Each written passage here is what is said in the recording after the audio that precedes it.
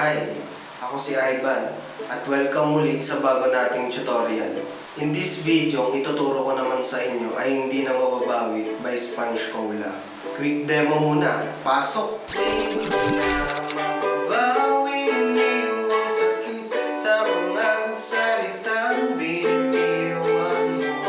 Comment down below kung meron kayong suggestion, request, or insights. Babasahin ko yan. At kung handa na ang mga ukulele nyo at nakatono na sa standard GCEA, let's move on to the next part. Ito yung mga chords na kakailanganin natin para sa tutorial na ito. Simulan natin sa Aces 4, B minor,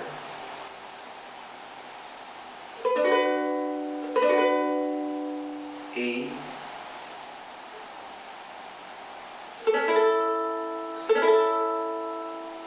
D,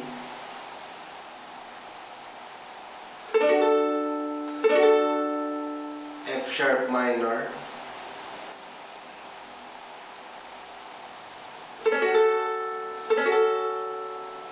G,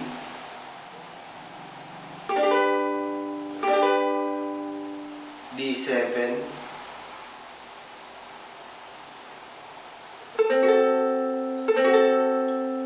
at Jesus 2.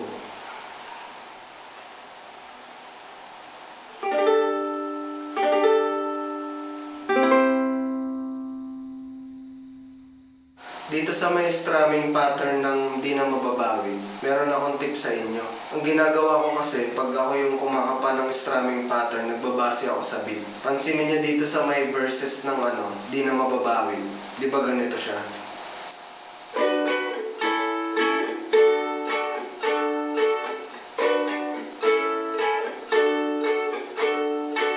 Karaniwan sa mga ibang tutorial at sa mga tutorial na nagawa ko na, ilalagyan namin ng mga up, down, o mga down, up yung progression niya. Pero para mas madali, pag ako kasi yung kumakapa ng strumming pattern, nakadepende ako sa beat, hindi dun sa may up, down. Bali dito, ang beat ng intro, ang ginagawa ko ganito.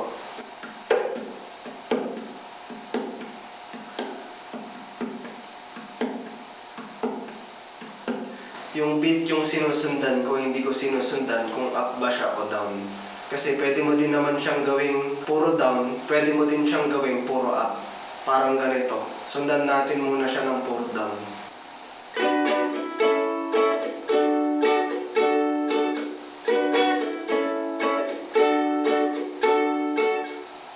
Di ba parehas lang sila ng tunog?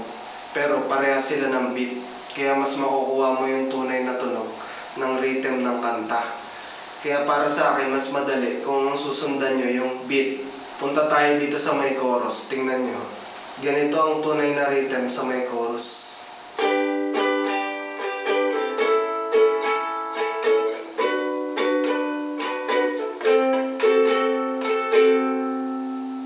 Lagyan natin ng beat.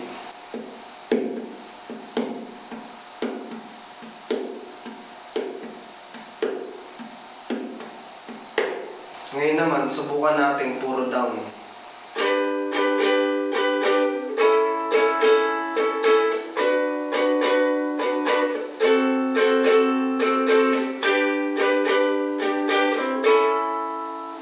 Ngayon naman, subukan natin puro up.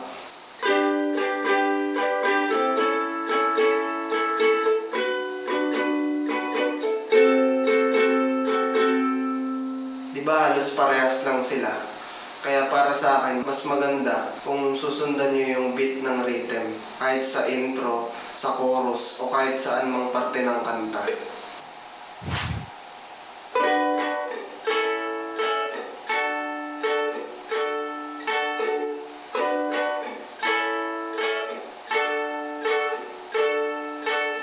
Chorus.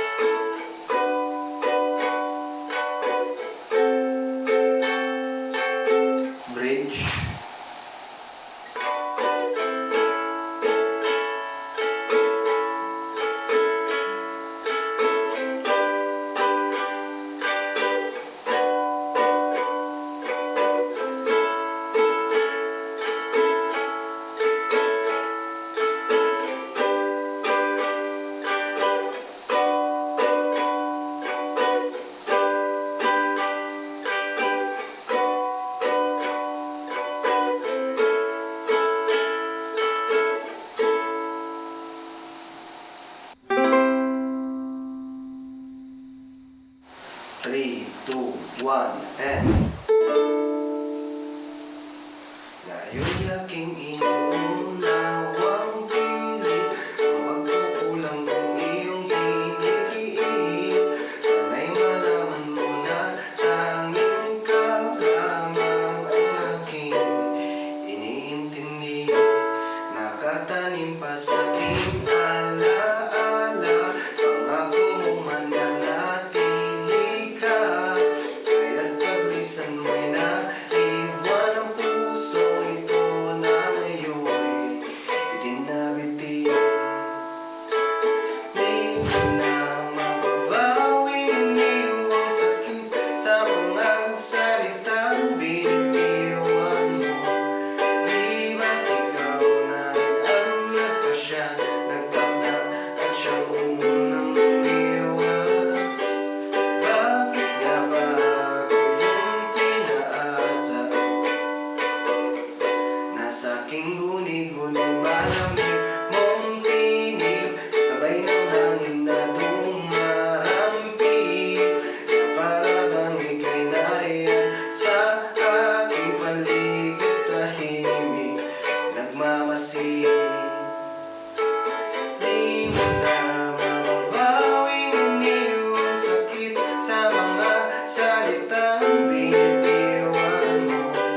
Di ba't ikaw na ang nagpasya, nagtakda at siyang unang umiwas? Bakit nga ba ako yung pinaasa?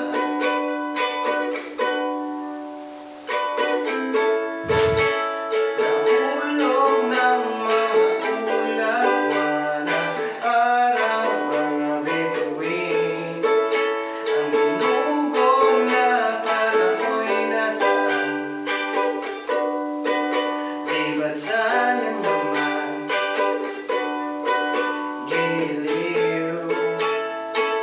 Yeah, yeah, yeah, yeah.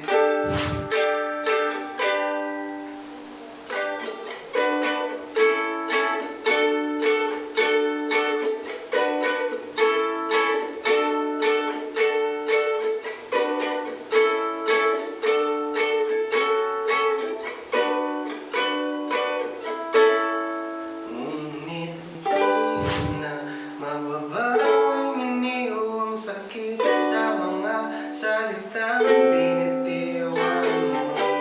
Di ba't ikaw nga ang nagpasya, nagtakda at siyang unang umiwas? Bakit nga ba ako yung pinaasa? Bakit nga ba ako yung pinaasa?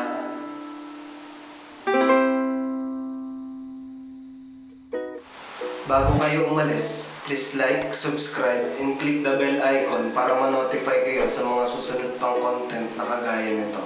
At kung may oras kayo, I'd appreciate if you check out my original music composition. Nasa description box lang yung link ng artist profile ko. Ulit-ulitin nyo lang ng ulit-ulitin hanggang sa ma-master nyo. Salamat sa panonood. Kita tayo sa next tutorial.